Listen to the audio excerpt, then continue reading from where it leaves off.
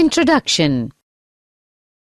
Do you know that among the planets of our solar system, it is only our Earth which has life on it? Yes, it is because existence of life depends on certain ambient atmospheric conditions, temperature, water, air and food which are available only on the Earth. The resources available on the Earth are necessary to meet the basic requirement of all life forms on the Earth. In addition, the energy from the sun is also necessary for all living organisms on the Earth. Biosphere is the life-supporting system of Earth's surface, extending from a few miles into the atmosphere to the deep sea vents of oceans. Resources on Earth are land, water, and air. Natural resources are components of atmosphere, hydrosphere, and lithosphere. The physical part of biosphere is divided into three main groups: lithosphere, hydrosphere, atmosphere. Lithosphere includes the solid components of the Earth's crust, soil, rock, minerals, and other masses. Only outer layer of Earth's crust, called soil, contains the living organisms and forms part of biosphere. Hydrosphere includes all aquatic components, the ponds, rivers, lakes, and the seas. Water covers about 75% of the total Earth's surface. Water is also found underground. Atmosphere includes gaseous cover around the hydrosphere and lithosphere like a blanket. Atmosphere extends to several kilometers in height from the surface of Earth. It is differentiated into four parts: troposphere, stratosphere, ozonosphere, ionosphere. So we can say biosphere is formed mainly of two components: biotic components, all living things; abiotic components, air, water, and the soil. Objectives. At the end of this lesson, you'll be able to understand the breath of life, air. Find out the role of the atmosphere in climate control. Understand the movements of air, wind. Understand the rain. Understand the air pollution. Find out properties of water, a wonder liquid. Understand the water pollution. The breath of life, air. We all know that air is a mixture of nitrogen, oxygen, carbon dioxide, and water vapor. Due to this mixture, life on Earth is possible. Earth's surface is dominated by nitrogen and oxygen. Nitrogen 78%, oxygen 21%. Carbon dioxide and other gases 0.03%. Inert gases argon 0.93%. Water vapor 0.01%. We already know that the living organisms may be eukaryotic cells or prokaryotic. So the cells need oxygen to break down glucose molecules and get energy for their activities. This results in the production of carbon dioxide. One more process which results in the consumption of oxygen and the production of carbon dioxide is combustion. Combustion is either a result of human activities or forest fires. Although carbon dioxide is produced in huge amount by various activities, even then, the percentage of carbon dioxide in our atmosphere is mere fraction of a percent. This fixed percentage of carbon is because carbon dioxide is fixed in two ways. First, the green plants take in and convert carbon dioxide into glucose in the presence of sunlight and chlorophyll. Second is, many marine animals use carbonates dissolved in seawater to make their shells. The role of the atmosphere in climate control. We have already discussed that the atmosphere covers the Earth like a blanket. We also know that air is a bad conductor of heat. The atmosphere prevents the sudden increase in temperature during the daylight hours. The atmosphere keeps the average temperature of the Earth fairly steady during the day and even during the course of the whole year. And during the night, it slows down the escape of heat into outer space. Earth and Moon both are about the same distance from the Sun. But on Moon with no atmosphere, the temperature ranges from minus 190 degrees Celsius to 110 degrees Celsius.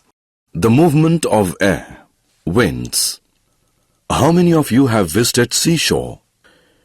You all might have felt cool evening breezes and the relief brought by these breezes after a hot day. Similarly, when there is rainfall after hot weather, then we get a great relief.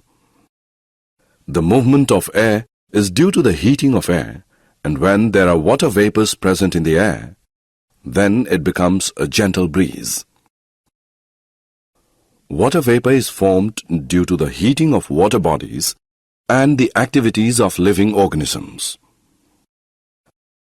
The atmosphere can be heated from below by the radiation that is reflected back or re-radiated by the land or water bodies. On being heated, convection currents are set up in the air. Activity. Take a look at what have you learned. The movement of air, winds. When air is heated by radiation from the heated land or water, it rises. But since land gets heated faster than water, the air over land would also be heated faster than the air over water bodies. So, if we look at the situation in coastal regions during the day, the air above the land gets heated faster and starts rising. As this air rises, a region of low pressure is created and air over the sea moves into this area of low pressure. The movement of air from one region to the other creates winds. During the day, the direction of the wind would be from the sea to the land. At night, both land and sea start to cool. Since water cools down slower than the land, the air above water would be warmer than the air above land. All the movements of air resulting in diverse atmospheric phenomena are caused by the uneven heating of the atmosphere in different regions of the earth. Some other factors which also influence these winds are the rotation of the earth and the presence of mountain ranges in the paths of the wind. Rain. We all know that the warm, moist and rising air cools and forms clouds in the sky. So we can see that cloud formation is caused due to heating of water bodies during daytime which get mixed with atmosphere. When the hot air rises, it expands and cools. Cool air in the atmosphere sinks towards the ground. Due to cooling, water vapors present in the air take the shape of small droplets. Dust particles present in the air act as a nucleus and the process of condensation starts. These tiny droplets become larger and larger due to the continuous process of condensation. When these clouds become heavy, they fall down in the form of rain. Sometimes when the temperature of air is low enough, precipitation may occur in the form of snow, sleet or hail. Rainfall patterns are decided by the prevailing wind patterns. In large parts of India, rains are mostly brought by the southwest or northeast monsoons. We often hear weather reports that say depressions in the Bay of Bengal have caused rains in some areas. Air pollution. These days, pollution word is very common, but what does this mean? Let me tell you. Pollution is any undesirable change in physical, chemical, and biological properties of our environment, that is, air, water, and land, which causes harmful effects to various forms of life and property. While a pollutant is a substance, chemical or factor that on release to environment has a bad effect on human interests. Pollutant can be defined as constituent in wrong amount at the wrong place or wrong time. Air pollution is the occurrence of foreign particles or gases in the atmosphere which are harmful to man, vegetation, animals, and buildings. The air pollution is caused mainly due to combustion of fossil fuels. The fossil fuels like coal and petroleum contain small amounts of nitrogen and sulfur. When these fuels are burnt, nitrogen and sulfur too are burnt, and this produces different oxides of nitrogen and sulfur. Not only is the inhalation of these gases dangerous, they also dissolve in rain to give rise to acid rain. Combustion of fossil fuels increases the amount of suspended particles in the air. These particles may be unburnt carbon particles or substances like hydrocarbons. Presence of high levels of all these pollutants cause poor visibility, especially in the cold weather when water also condenses out of air. This is known as smog and is visible indication of air pollution. Regular breathing air, which contains any of these substances, increases the incidence of allergies, cancer, and heart diseases. Match the following. Water, a wonderful liquid. Water occupies a very large area of the Earth's surface and is also found underground. Some amount of water exists in the form of water vapor in the atmosphere. 97% of the water on Earth's surface is found in seas and oceans and is saline. 1% of fresh water is found on the Earth. 2% of fresh water is found frozen in the ice caps at the two poles and on snow-covered mountains. The underground water and the water in rivers, lakes and ponds is also fresh. The availability of fresh water varies from place to place. During summer season, most places have to face a shortage of water. Importance of water. Water is so necessary because all organisms require it. All cellular processes take place in a water medium. All the reactions that take place within our body and within the cells occur between substances that are dissolved in water.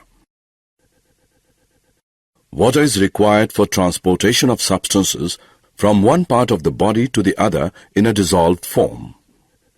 Hence, organisms require to maintain the level of water within their bodies in order to stay alive. Terrestrial life forms require fresh water for this because their bodies cannot tolerate or get rid of high amounts of dissolved salts in saline water. Thus, water sources need to be easily accessible for animals and plants to survive on land. Water pollution. Water pollution is the addition of some substances which degrades the quality of water so that either it becomes unfit for use. The fertilizers and pesticides that we use on our farms are dissolved in water, so some % of these substances are washed into the water bodies.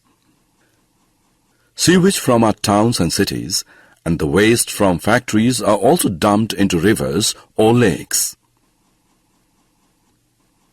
Some industries also use water for cooling in various operations and later return this hot water to water bodies. The temperature of the water in rivers can be affected when water is released from dams. The water inside the deep reservoir would be colder than the water at the surface, which gets heated by the sun. All this can affect the life forms that are found in these water bodies in various ways. It can encourage the growth of some life forms and harm some other life forms. This affects the balance between various organisms which had been established in that system. Water pollution causes following effects: the addition of undesirable substances to water bodies.